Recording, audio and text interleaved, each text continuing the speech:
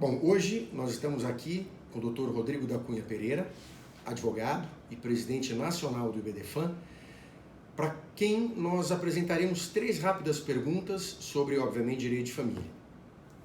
O Dr. Rodrigo é um querido amigo meu e se dispôs a nos dar essa primeira entrevista. E, Rodrigo, primeira pergunta que eu te faço é sobre o abandono afetivo. O que seria o abandono afetivo? O que é o abandono afetivo e de quem a quem pode acontecer o abandono afetivo?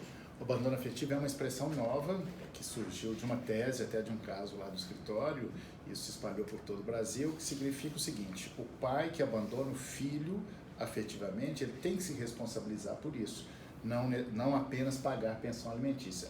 O caso que fez nascer essa tese, o pai pagava a pensão alimentícia, mas não tinha contato com o filho. E o filho sempre indo atrás do pai, o pai sempre se recusando, e aí o Tribunal de Minas deu a primeira decisão nesse assunto, que disse que ele teria que ser indenizado por isso. Claro que as vozes contrárias dizem: isso não há dinheiro no mundo que pague o abandono afetivo, isso não vai aproximar. Claro que não aproxima, mas alguém que vai à justiça para dizer que o pai não dá assistência, que o abandonou, é o seu último clamor, e é para dizer, ainda que oficialmente, né, através do Estado juiz: pai, por que me abandonaste? Né?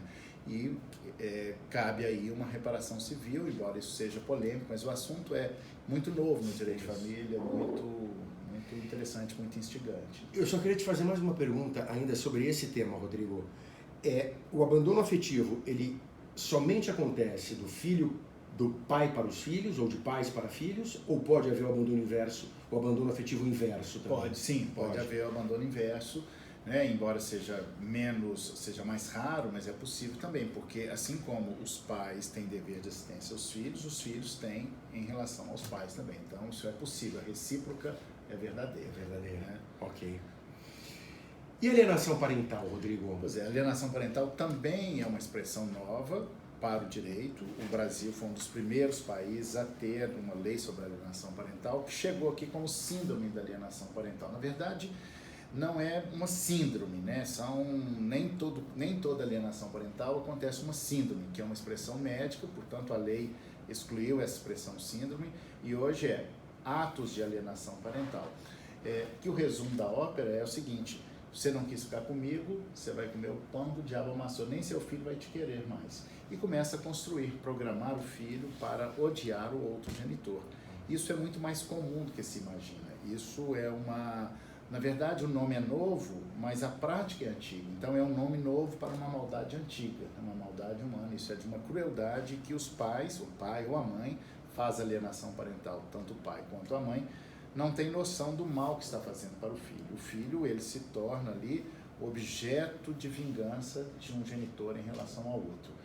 Esta questão, ela também é nova, e atualmente há uma polêmica se há um grupo de pessoas que inclusive querem revogar a lei da alienação parental no Brasil. Eu não entendo isso, sendo que a alienação parental foi um dos grandes avanços do direito de família. Uma das melhores coisas que aconteceu no direito de família foi essa lei da alienação parental. Ficou muito mais fácil proteger as crianças dessa maldade, né? dessa exclusão de um genitor em relação ao outro. Isso foi um dos grandes avanços do direito de família nos últimos tempos. Né? Também nesse ponto eu queria te fazer uma pergunta complementar, Rodrigo.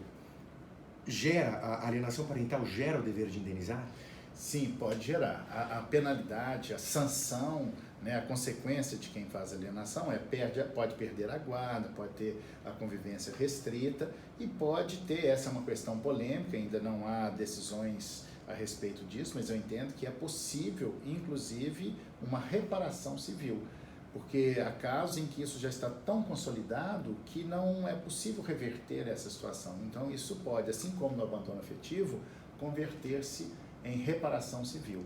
Né? A reparação civil, claro que não vai resolver o problema, mas é uma forma de entrar aí nesse conteúdo das indenizações, da reparação civil, sim, é possível. E esse direito de receber uma reparação seria somente para o genitor afetado pela alienação ou para o filho também?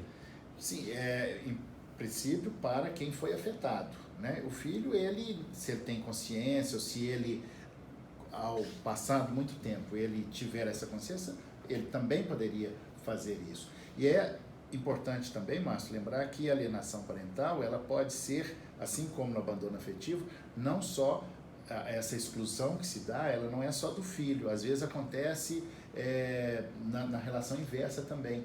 É muito comum, por exemplo, alguém que está no segundo casamento, a madrasta excluir os filhos da convivência com o atual marido. Isso tem sido muito comum. Mas coisa mais aberta. Enfim, essa alienação parental, a partir do momento que você nomeia, dá nome a isso, fica mais fácil de você proteger. Então isso foi um grande avanço do direito de família dos últimos tempos. Ok. Uma última pergunta, Rodrigo. Casamento e união estável, com todas essas decisões que vimos tendo do Supremo Tribunal Federal, hoje em dia é tudo a mesma coisa, sob o ponto de vista jurídico? O que você acha? Sim, o casamento, ele virou quase que um casamento, aliás, a união estável virou quase que um casamento forçado, né? A partir dessa decisão do ano passado, de 2018, do STF, igualando todos os direitos do casamento à união estável. Tem algumas pequenas diferenças, mas é praticamente igual. A única diferença que tinha, que era no direito sucessório, já não é mais. Ainda temos uma polêmica. O cônjuge que é herdeiro necessário, o Supremo Tribunal Federal, ele não disse expressamente se o companheiro também é herdeiro necessário. Eu entendo que não, mas há quem entenda que sim.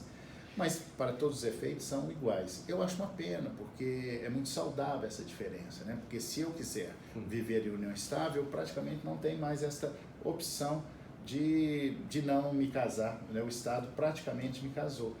Isso é uma pena. Eu acho que é muito saudável preservar as diferenças. Isso não significa que a união estável seja uma família inferior ao casamento, né? Uma categoria inferior, né?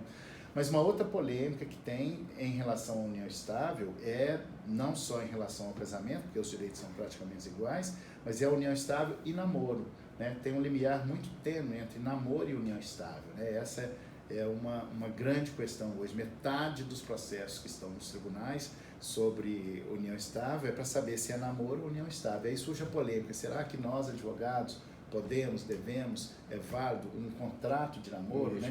Eu recebo constantemente consultas de pessoas querendo saber assim, como é que eu faço para namorar em paz, né? Eu não quero ter outra família, eu tenho uma união, uma relação estável, mas eu não quero constituir família, eu quero só namorar. Como é que eu faço para namorar em paz? Essa é uma pergunta que nós, advogados, temos que ajudar a E obviamente eu não vou deixar de te perguntar.